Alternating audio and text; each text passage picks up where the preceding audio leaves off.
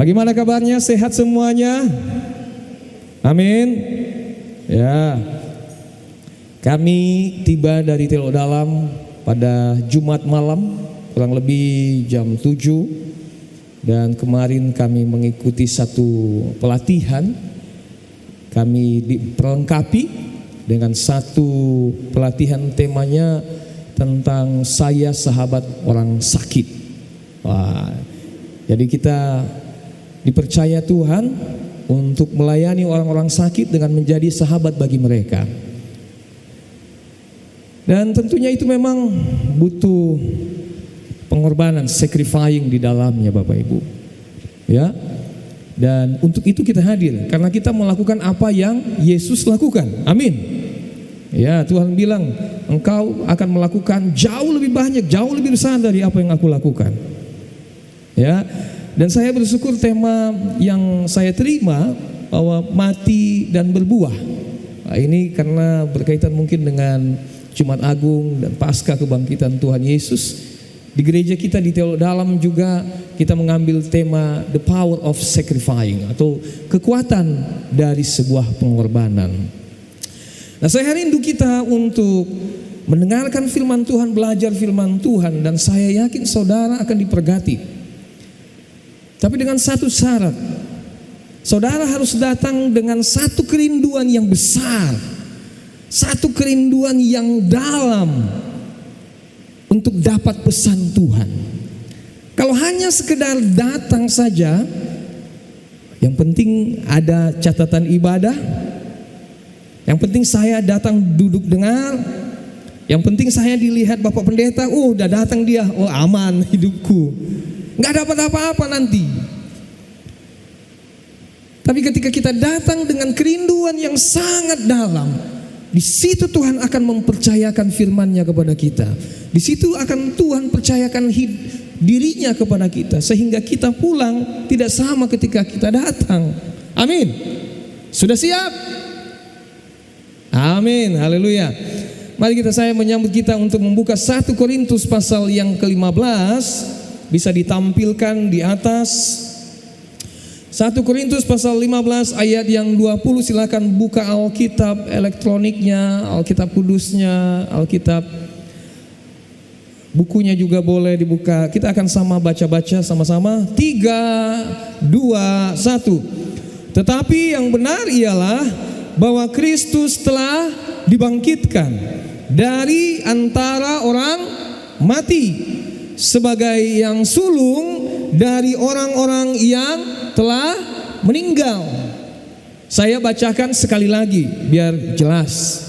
Semakin firman Tuhan dibaca, semakin kita dapat rema dan pesan Tuhan di dalamnya. Tetapi yang benar ialah bahwa Kristus telah dibangkitkan dari antara orang mati sebagai yang sulung dari orang-orang yang telah meninggal. Saya mau tanya kita mau ikut yang benar atau yang salah? Pasti yang benar. Mau ikut yang pintar atau yang bodoh? Pasti yang pintar. Mau ikut yang sehat atau yang kurang sehat? Pasti yang sehat. Oke. Mau ikut yang cantik atau yang jelek? Pasti. Mau ikut yang terbaru atau yang sudah kuno? Pasti yang terupdate. Nah, firman Tuhan katakan tetapi yang benar. Jadi kalau gitu ada yang salah sebelumnya. Jadi di dalam hidup kita terkadang ada yang salah dalam kehidupan kita, dan itu perlu dibetulkan. Amin. Jangan mau hidup di dalam kesalahan terus menerus. Jangan mau hidup di dalam ketidakbenaran terus menerus. Makanya pagi ini bilang firman Tuhan, tetapi yang benar. Maka kita mau tahu apa yang benar itu. Amin. Ya. Dikatakan bahwa Kristus telah dibangkitkan dari antara orang mati, dan itu suatu kebenaran sebagai yang sulung. Apa itu sebagai yang sulung? Bapak-bapak, ibu-ibu, kalau ada seorang pasangan, orang tua, dia melahirkan anaknya, itu yang pertama keluar dari rahimnya, itulah yang sulung. Amin. Saya anak sulung laki-laki. tapi bukan anak sulung di dalam keluarga. Karena anak sulung dalam keluarga kami adalah kakak saya yang perempuan. Tapi anak sulung yang laki-laki iya, karena saya yang lahirnya pertama laki-laki. Masih ada adekku lagi nomor 2 laki-laki. Gitu. Jadi yang sulung itu yang pertama lahir. Itulah yang sulung. Lalu kenapa Tuhan dikatakan Tuhan Yesus itu adalah yang sulung dari orang-orang yang telah meninggal, yang dibangkitkan? Coba kita cek firman Tuhan Alkitab kita, Perjanjian Lama, Perjanjian Baru. Ada enggak yang telah bangkit sebelum Yesus yang bangkit itu? Ada enggak? Ada. Banyak saudaraku. Ya, banyak. Kalau kita melihat kisahnya Elia, dia membangkitkan seorang anak janda di Sarfat. Itu bangkit itu, mati lalu dibangkitkan. Belum lagi Elisa yang membangkitkan anak perempuan janda di Sunem. Belum lagi orang yang bangkit karena ada seorang yang mati lalu dikuburkan, tiba-tiba ada gerombolan yang mengejar mereka mau masuk ke dalam kota, lalu orang yang jenazah itu, mayat itu dilemparkan saja dan masuk itu ke dalam kuburannya Elisa. Dan kemudian karena tersentuhnya dengan tulang Elisa, dia bangkit, hidup lagi. Wow, jadi ada orang yang mati tapi bangkit sebelum Yesus itu dibangkitkan.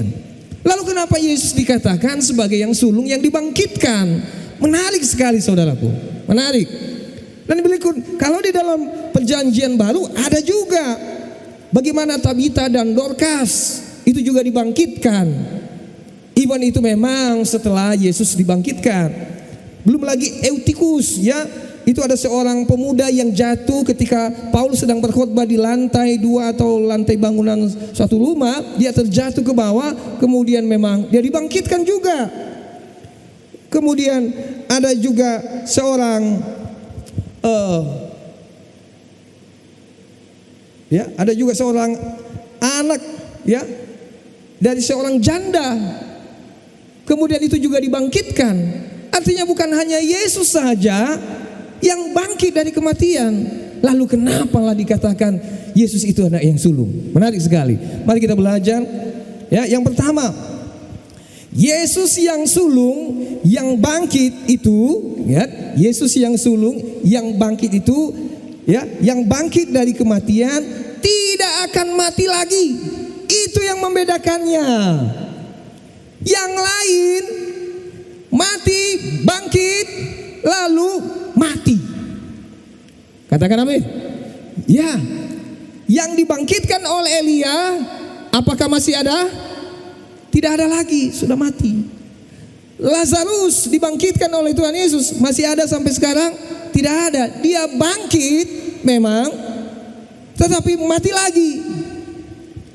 Tapi Yesus beda. Tuhan kita beda. Dia mati, lalu pada hari ketiga dia bangkit, dan kemudian naik ke surga. Dan percayalah, dia tidak akan mati-mati lagi. Itu Tuhan kita. Makanya dia disebut sebagai yang sulung, yang bangkit dari kematian dan never will die again. Tidak akan pernah mati lagi. Tepuk tangan untuk Tuhan kita dong. Iya. Luar biasa. Ya, kita punya Tuhan yang luar biasa, Bapak Ibu. Makanya saya mau tanya, mau ikut Tuhan yang hidup atau Tuhan yang sudah mati? Katakan. Tuhan yang hidup. Makanya jangan lagi pergi kepada dukun-dukun. Jangan lagi pergi kepada dukun-dukun. Jangan lagi mengandalkan manusia, karena kita punya Tuhan yang hebat. Punya Tuhan yang hebat.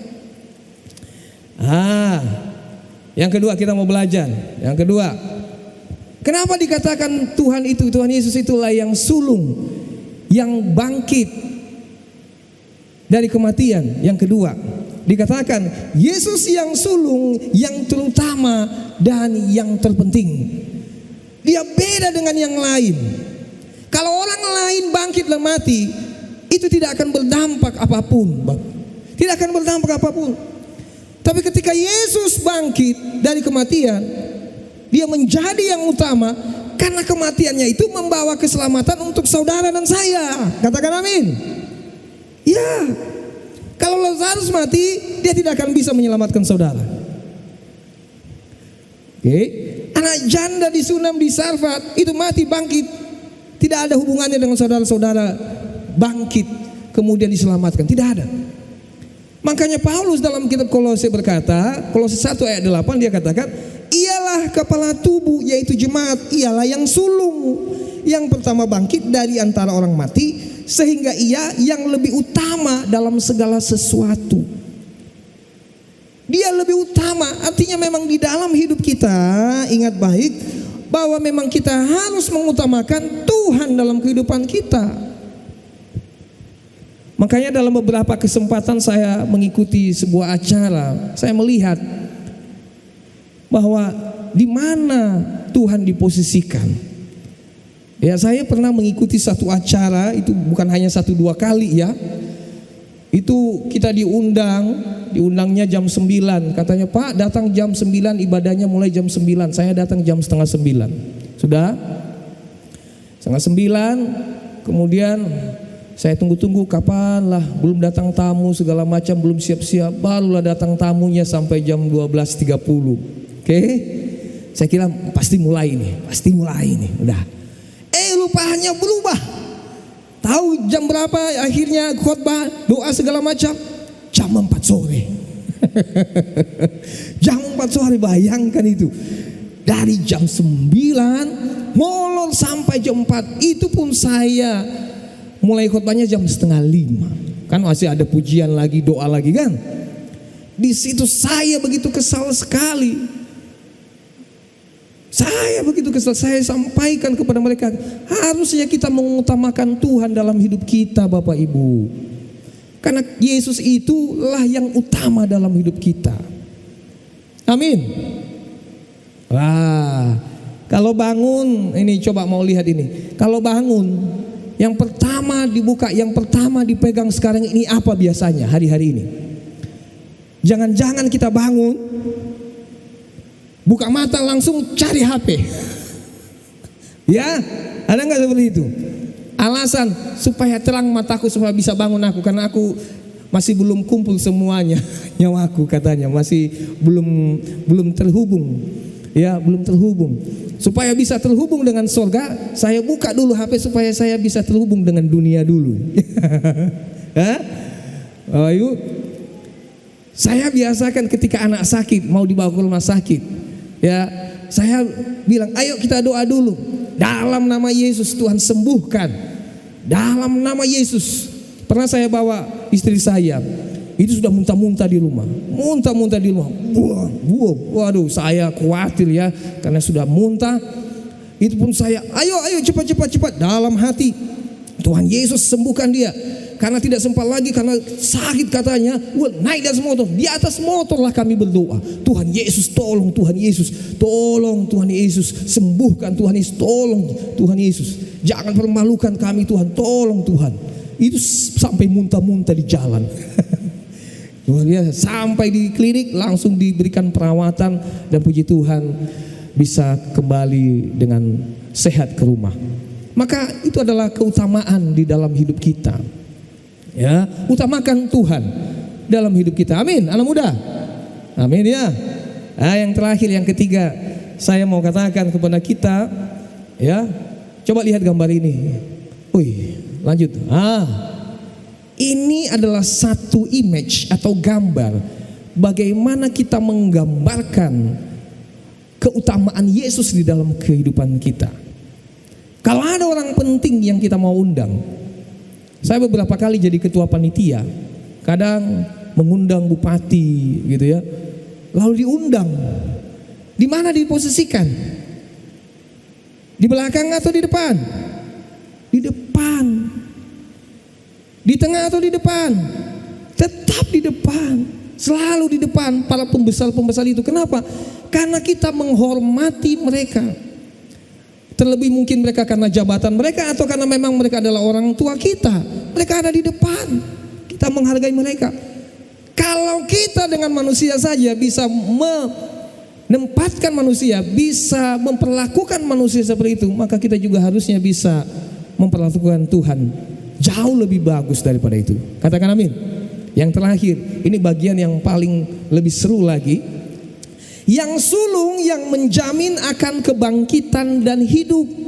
Jadi dia bukan hanya sekedar bangkit saja dari kematian, tapi dia sedang membuktikan apa yang telah dikatakannya itu. Apa yang dikatakannya itu? Dalam Yohanes pasal 11 ayat 25 dia berkata begini. Dia berkata begini. Ya. Bahwa akulah kebangkitan dan hidup. Yesus pernah berkata seperti itu. Di dalam Yohanes ada 7 kata yang berkata, 7 frasa Tuhan Yesus memperkenalkan dirinya. Akulah terang dan garam dunia. Akulah gembala yang baik. Lalu katanya, akulah kebangkitan dan hidup. Bagaimana dia bisa membuktikan dia bangkit dan hidup? Tidak ada cara lain. Dia harus mati. Dia harus mati. Supaya dia bangkit dan hidup lagi, maka sahlah ayat itu berkata, akulah kebangkitan dan hidup. Kalau dia tidak bangkit-bangkit, maka salah ayat itu. Maka dia sedang membuktikan bahwa dia, apa yang dikatakannya benar, dia adalah kebangkitan dan hidup. Tepuk tangan untuk Tuhan kita yang luar biasa. Haleluya. Amin. Nggak ada cara lain.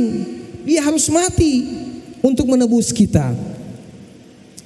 Nah, kalau yang dulunya, ya, kalau yang dulunya kita melihat itu anak sulung di Mesir, anak sulung itu mati karena anak sulung itu adalah anak sulung kegelapan. Tetapi yang mati bagi kita adalah Yesus.